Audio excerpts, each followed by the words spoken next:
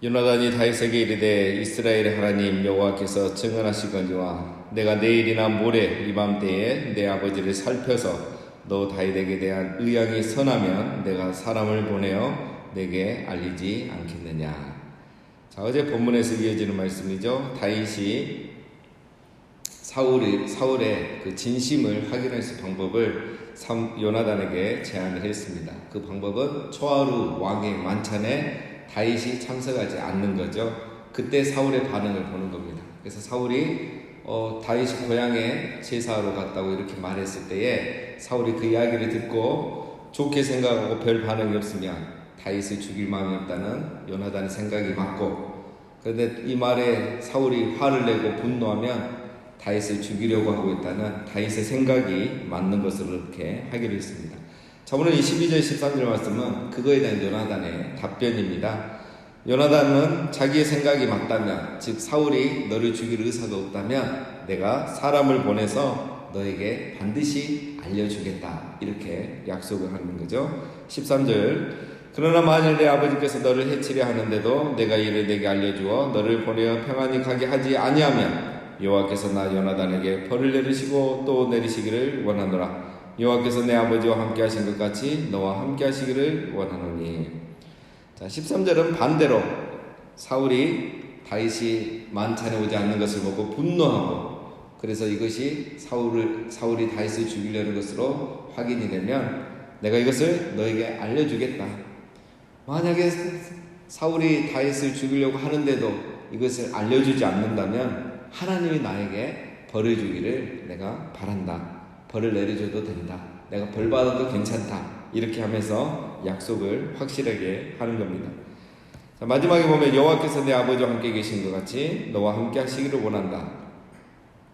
자, 이 말은 축복의 말입니다. 사울을 이어서 다윗이 왕이 되기를 축복한다. 이 말이 바로 이런 관용구입니다. 그래서 이 말은 다윗 너가 정말 우리 아버지를 위해서 왕이 되기를 바란다. 이렇게 좋은 의미로 또 진심으로 축복을 하는 말이죠.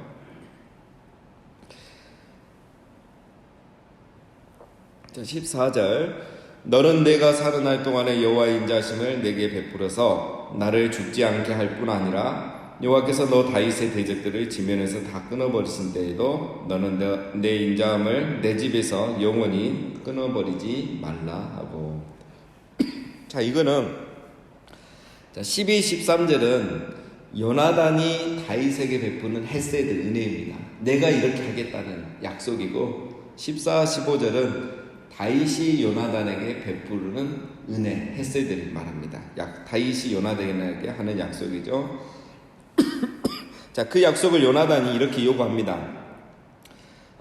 만약에 너가 왕이 되거든, 내가 죽지 않도록 나에게 은혜를 베풀어라. 왕이 되고 그러면 절대 권력을 갖게 되고, 어쨌든 자기를 죽이려고 했던 사울의 아들이잖아요.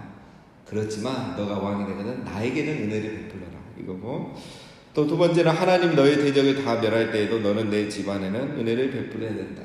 또 이제 하나님께서 다윗이 왕이 되고 나서 다윗의 왕들을 다 이렇게 대적들을 멸할 때에 그래도 너는 우리 집안에 은혜를 베풀어라. 다 죽이면 안 된다. 원수를 갚으면 안 된다. 이런 약속입니다. 그래서 다윗이 요나단에게 베풀어야 될 약속은 요나단이 요구를 했죠. 자, 요나단이 여러분 이렇게 말하는 걸 보면 14, 15절처럼 말하는 걸 보면 요나단은 다윗이 왕이 될 것을 확신하고 있는 거예요. 정말 왕이 된다는 걸 100% 확신하고 이렇게 말하는 거죠. 의심한다면 이렇게 말하지 않겠죠. 그러면 이제 다윗의 대적은 사울이고 자기 아버지 사울이고, 그렇다면 자기 집안도 하나님의 심판을 피할 수 없다는 것도 요나단은 또 알고 있는 거예요. 요나단이 참 이렇게 통찰력도 있고 뭔가 내다보는 게 있죠. 그래서 그때에도 제발 우리 집안에는 은혜를 베풀어 달라, 이렇게 합니다. 그래서 나중에 사실 다윗이 요나단에게 이제 은혜를 많이 베풀죠. 16절 이에 요나단이 다윗의 집과 언약하기를 여호와께서는 다윗의 대적들을 치실지어다 하니라. 요나단이 이제 다윗의 집과 언약을 맺습니다. 내용은 12, 13절은 요나단이 지켜야 될 언약, 14, 15절은 다윗이 지킬 언약이죠. 자, 여러분 왜 두 사람은 이토록 언약을 맺으면서까지 서로를 도울까요? 그것은 바로 사랑 때문입니다. 사랑하기 때문에. 17절 다윗에 대한 요나단의 사랑이 그를 다시 맹세하게 하였으니 이는 자기 생명을 사랑한 같이 그를 사랑함이었더라. 그렇죠? 다윗에 대한 요나단의 사랑이 그를 다시 맹세하게 하였으니 사랑입니다. 자기 생명같이 자기 생명을 사랑한 같이 그를 사랑합니다. 그러니까 다윗과 요나단의 언약은 사랑으로 이루어진 언약입니다. 자, 그리고 이 언약의 또 하나의 특징은 제가 금요일에 한번 말씀드렸는데 언약은 두 종류가 있죠. 이 언약은 쌍무적 언약이죠. 서로가 의무가 있는 언약. 한 사람만 지켜야 되는 언약은 편무적 언약이라고 하죠. 그러니까 이 언약은 쌍무적 언약입니다. 다윗과 요나단이 동시에 지켜야 돼요. 한 사람이 안 지키면 이 언약은 그날부로 깨지는 겁니다. 편무 언약은 다르죠. 하나님이 우리를 구원하시겠다는 약속은 편무 언약입니다. 그러니까 하나님께서 아브라함에게 짐승을 잡아서 둘로 쪼개서 놔두라고 횃불로 나타나셔서 그 짐승 사이를 하나님이 혼자 지나가셨죠. 원래는 이제 전통 그 당시의 방식은 두 사람이 다 지나가야 되는 거죠. 그래서 우리가 서로 약속을 안 지키면 누구든지 이 짐승처럼 죽을 것이다. 그게 이제 쌍무적 언약인데 하나님은 그날 아브라함을 잠들게 놔두고 혼자 지나가셨죠. 내가 이 약속을 반드시 지키겠다. 이게 이제 편무 언약입니다. 자, 다윗과 요나단의 언약은 쌍무적 언약이죠. 서로 약속을 지켜야 이 약속이 계속 유효하는 겁니다. 자, 이런 편무 언약이라는 것은 사실 하나님이 우리에게 구원을 하시겠다는 이 약속 편무 언약 외에는 편무 언약은 거의 없습니다. 자, 그러니까 구원은 편무 언약이지만 하나님과 우리의 관계가 유지되는 것, 축복의 관계가 유지되는 것은 쌍무 언약이죠. 우리가 예수님 믿고 구원받았다고 해서 다 해결되고 복 다 받는 게 아니죠. 우리가 지켜야 될 그게 있죠. 하나님 앞에 우리의 신앙을 잘 지켜야지. 우리가 하나님 앞에 해야 될 언약, 약속, 의무들을 잘 해야 하나님도 우리에게 약속하신 복을 주시고 우리에게 필요한 은혜를 주시는 거죠. 그런 것들은 다 쌍무 언약입니다. 하나님과 우리 관계에서도. 자, 오늘 다윗과 요나단의 관계도 쌍무 언약. 그러니까 내가 할 일을 해야 된다는 거죠. 여러분 이게 아주 중요한 겁니다. 그렇죠? 자, 오늘 이 다윗과 요나단의 언약 이 첫 번째 특징은 사랑으로 맺어진 언약이라겠습니다. 그리고 이것은 그래서 쌍무 언약이 되는 거죠. 자, 여러분 우리 말에 보면 이제 유유상종이라는 말 있죠. 유유상종. 사람은 어쨌든 자기하고 비슷한 사람하고 이렇게 많이 만나고 모이는 걸 좋아하죠. 왜냐하면 그게 편하기 때문에. 이제 그 비슷한 건 다양합니다. 어떤 사람은 성향이 비슷한 사람끼리, 어떤 사람은 뭐 학력이 비슷한 사람끼리, 전공이 비슷한 사람끼리, 직업이 비슷한 사람. 어쨌든 이제 이렇게 자꾸 모이려고 하는 거죠. 그런데 이제 중요한 거는 이런 관계는 물론 이제 어느 정도 갈 수가 있겠지만 정말 오래 가지는 않는 겁니다. 왜냐하면 관계가 오래 가려면 사랑의 관계가 되죠. 사랑. 부모와 자식처럼 사랑의 관계, 가족처럼 사랑의 관계, 쌍무적 관계. 그래서 여러분 이 유유상종. 그래서 우리가 어떤 사람이 누구와 어울린가를 보면 그 사람의 영성의 색깔까지도 알 수 있어요. 심지어 이제 우리는 신앙이기 때문에 신앙의 그 색깔까지도 비슷한 사람들끼리 어울리게 되어 있습니다. 여러분 그리스도인의 관계는 사랑을 바탕으로 되는 관계가 좋습니다. 상대방의 조건과 상관없이 맺어지는 관계가 오래가는 거예요. 그래서 사랑으로 관계를 맺고 쌍무적 언약 관계가 돼서 정말 내가 이 사람에게 사랑을 하는 거죠. 내 할 바를 다 하는 거죠. 그리고 상대방도 나에게 그렇게 하는 거예요. 그랬을 때 그 관계가 오래가는 겁니다.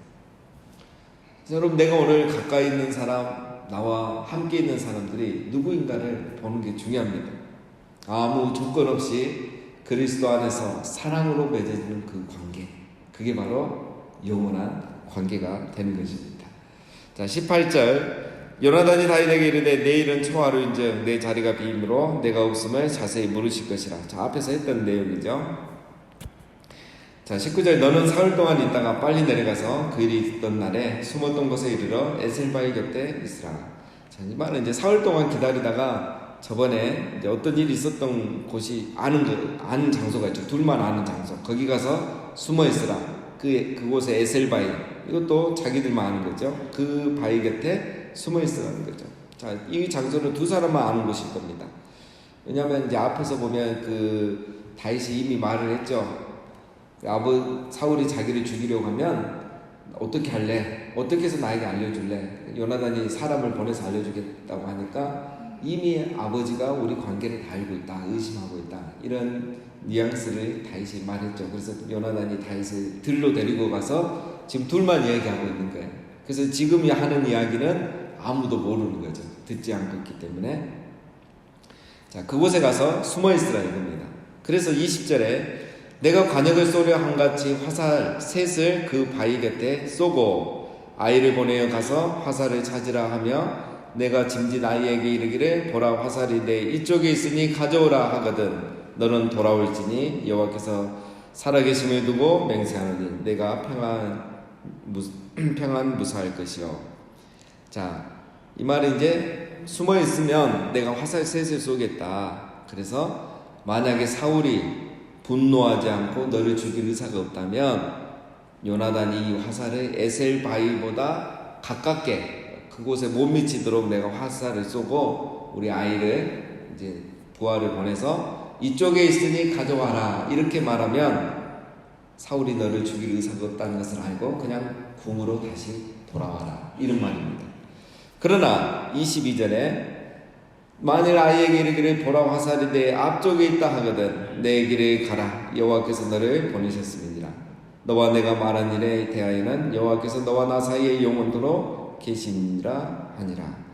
그러나 이제 만약에 화살을 에셀바위를 넘어서서 이렇게 쏘는 거죠. 더 멀리 쏘면은 그래서 내가 아이에게 화살이 내 앞쪽에 있다, 앞쪽으로 가서 화살을 가져라 이렇게 말을 하면 사울이 너를 죽이려고 한다는 것으로 알고 그때는 도망가라 라는 거죠. 이런 이제 계획을 서로 이렇게 세웠던 거죠. 자, 이걸 보면 요나단이 진심으로 다윗을 도와주려고 하고 있다는 것을 알 수가 있습니다. 자, 요나단은 왜 이토록 다윗에게 잘해주는가? 왜 이토록 약속을 하면서 이렇게 도움을 주려고 하는가? 첫 번째는 우리가 사랑이라고 말했습니다. 사랑하기 때문에. 유유상종이 아니죠. 인간적인 조건을 넘어서서 다윗을 자기 생명처럼 사랑하기 때문에 그래요. 오늘 우리 신약성경 버전으로 하면 내 이웃을 내 자신과 같이 사랑하는 거예요. 요나단과 다윗은 비교할 수 없죠. 왕의 아들이고 여기는 목독입니다. 어느 하나 공통점이 없죠. 하나님을 사랑하는 거예요. 사랑, 서로를 향한 사랑이 이런 관계를 만든 겁니다. 두 번째는 오늘 우리가 또 살펴봐야 될 것은 요나단 안에 이제 하나님의 뜻에 대한 순종하는 마음입니다. 요나단이 다윗을 사랑한 것은 어떤 인간적인 호감이 아닙니다. 자꾸 이제 이런 쪽으로 몰아가는 그 이상한 사람들 있죠. 요나단이 다윗을 사랑하는 것은 하나님의 뜻을 받아들인 거죠. 인간적인 어떤 호감이 아닙니다. 요나단은 알았던 겁니다. 다윗이 하는 일마다 하나님이 함께 계신다는 것을. 그걸 보니까 하나님이 정말 내 아버지 사울을 버리고 다윗을 다음 왕으로 선택했다는 것을 요나단이 안 거죠. 오늘 약속하는 거 보면 다 그렇게 나오지 않습니까? 그래서 요나단은 이렇게 하시는 하나님의 주권에 순종하는 마음을 가집니다. 그것이 바로 요나단이 다윗을 존중해 주는 거고 요나단이 다윗을 왕으로 인정해 주는 거예요. 그래서 다윗에 대한 이 하나님의 계획을 다 받아들이고 요나단은 너가 왕이 될 건 확실하니까 왕이 되거든 나에게 또 우리 집안에 은혜를 베풀어달라 이렇게 말하는 겁니다. 요나단은 자기의 이익이 아니라 하나님의 뜻에 순종하는 마음을 가지고 관계를 하고 있는 겁니다. 다윗과의 친밀한 관계를 하는 거예요. 그래서 여러분 이 두 사람의 관계가 변하지 않고 오래 가게 된 것입니다. 여러분 세상에서도 이런 관계가 간혹 있어요. 의리라고 해가지고 우리 사이에 의리 이거 잊으면 안 된다. 그러나 오늘 다윗과 요나단의 관계는 의리가 아닙니다. 사랑으로 맺어진 관계, 하나님의 뜻과 계획을 순종하고 받아들이는 그 마음으로 맺어진 관계입니다. 여러분, 교회 안에는 바로 이런 관계가 많아야 됩니다. 어떤 사람의 조건에 따라서 그 사람의 능력과 가지고에 따라서 우리가 관계가 형성되면 안 됩니다. 사랑으로 관계가 형성돼야 되고, 하나님의 뜻이 이분을 존중하고 이분을 사용하신다면 우리가 또 그분을 존중해 줄 수 있고 그분을 높여줄 수 있어야 돼요. 그래서 여러분, 그런 관계가 많은 곳이 바로 교회가 돼야 됩니다. 그런데 이제 이런 사랑으로 하지 않고 하나님의 뜻을 순종하는 마음으로 하지 않기 때문에 시기와 질투가 나오는 거예요. 이걸 받아들이지 못하는 거예요. 죄가 나보다 교회를 늦게 왔는데, 내가 교회를 몇 년을 더 빨리 다녔는데, 더 일찍 다녔는데, 먼저 막 직분을 받고 교회에서 중요한 역할을 하고 봉사를 많이 하고 이러면 질투가 생겨요. 그래서 왜 그런 마음들이 생기냐? 오늘 이 사랑으로 맺어진 관계, 하나님의 뜻을 받아들이는 관계, 이게 없으면 그렇게 되는 거예요. 여러분, 그 유명한 우리 일화가 있잖아요. 전북 긴제에 가면 그 금사교라고 있습니다. 금사교. 우리 금사동에 금사교가 있고 긴제에 가면 금사교가 있는데, 여기에 보면 이 교회가 왜 유명해졌냐면, 이 교회가 이제 장로 투표를 하는데 후보 2명이 누구였냐면, 그 당시 이제 주인과 그 집에 하인이 있어요. 이 주인은 정말 부자예요. 그 집안 대대로 큰 부자고, 이 하인은 그 집의 마부였습니다. 마부. 그 집주인이 누구냐면 이제 그 조덕삼 씨라고 있고, 그 하인은 이자익이라는 분입니다. 여러분, 이 두 사람이 이제 장로 후보가 됐는데 누가 장로님이 됐냐면 하인이 돼버린 거예요. 그 주인이 떨어져 버린 거예요. 그러면 이거를 투표가 잘못됐다 뭐 해가지고 다시 할 수도 있는데, 이 주인이 조덕삼 씨가 이것을 인정하고 받아들입니다. 그래서 자기 하인을 교회에 와서는 깍듯하게 장로님으로 이렇게 받들어주고 인정해주고 높여주는 거예요. 그리고 뿐만 아니라 나중에 이 주인 조덕삼 씨가 자기 하인 이자익 장로를 돈을 줘서 신학교에 보내요. 그래서 공부를 하게 또 도와줘요. 그래서 나중에 이제 이 자익 장로님이 나중에 목사님이 되는 거예요. 그리고 이제 조덕삼 씨는 나중에 그 다음에 이제 가을에 돼서야 이제 그 장로가 됩니다. 이 두 사람의 나이 차가 얼마냐면 나이도 15살 차예요. 신부는 이거 또 말도 안 되게 비교가 안 되는 거예요. 양반과 하인이죠. 근데 이 조덕삼 장로님이 얼마나 신앙이 좋냐면, 이제 나중에는 자기가 엄청난 돈을 들여가지고 교회를 짓습니다. 그게 이제 우리나라에 지금 몇 개 남지 않은 기역자 교회 기억나시죠? 남자 여자 따로 앉아서 예배드렸던 예배당인데, 지금 이제 전라도에 그게 2개 남아 있습니다. 김제하고 익산에. 그래서 이제 이분이 이렇게 교회도 짓고, 그리고 나중에는 이제 이 금사교에 2대 담임 목사님으로 누굴 모셨냐면 자기의 하인이었던 이자익 목사님을 자기 교회 2대 담임 목사님으로 모셔요. 그래서 이 목회를 이분이 여기서 정말 잘하셔가지고 훌륭하게 잘해서 좋은 소문이 나고 교회도 부흥하고, 나중에는 이 자익 목사님, 하인이고 마부였던 이분이 우리 교회 우리나라 한국교회 역사상 유일한 장로교 총회장을 3번이나 역임을 합니다. 그 당시에는 이거 대단한 거죠, 뭐. 그리고 우리 장로교 개혁 헌법에 기초를 놓으신 아주 훌륭한, 우리 한국사적으로 정말 훌륭하고 기릴만한 그런 분이 되신 겁니다. 여러분, 이렇게 훌륭한 이자익 목사님이 있을 수 있었던 것은 요나단 같이 이분을 이렇게 사랑으로 또 하나님의 뜻으로 받들고 함께 동역해준, 귀한 관계를 맺어준 조덕삼 장로님, 요나단과 같은 조덕삼 장로님이 계셨기 때문입니다. 이게 다윗과 요나단 이야기가 그때만 있는 게 아니라 오늘 이 시대에도 얼마든지 있을 수 있다는 겁니다. 여러분, 우리 성도와 성도의 관계는 바로 이런 관계가 되어야 하는 것입니다. 다윗과 요나단과 같은 우정, 이게 이론이 아닙니다. 조덕삼 장로님과 이장희 목사님의 그런 우정, 유유상종이 아니라 정말 교회는 유유상종이 되면 안 됩니다.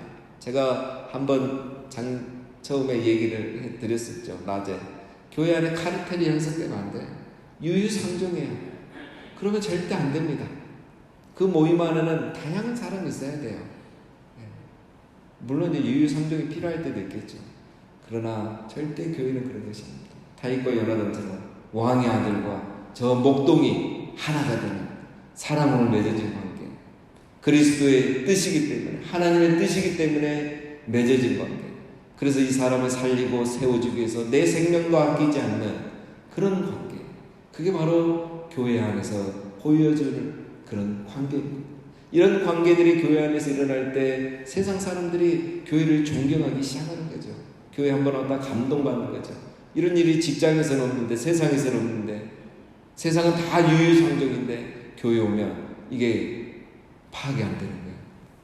나중에 알게 되는 거죠. 아, 교회는 사랑으로 맺어진 관계구나. 하나님의 뜻으로 맺어진 관계구나. 그래서 유유상종이 아니라 다윗과 요나단 같은 이런 관계들이 있게 되는구나. 이걸 보고 감동받고 교회에서 신앙을 갖게 되는 이런 일들이 일어나는 것이 바로 교회가 되어야 됩니다. 사랑하는 여러분, 우리도 교회에서 이제 관계, 내가 지난 수년 동안 어떤 관계를 맺었는지 돌아보시고 지금부터라도 유유상종이 아니라 사랑으로 맺어진 관계, 내 이익을 따라 맺어진 관계가 아니라 하나님의 뜻을 따라 맺어진 관계, 그래서 하나님의 나라와 교회를 세우가는 우리 모두가 다 되시기를 주님의 이름으로 축원드립니다.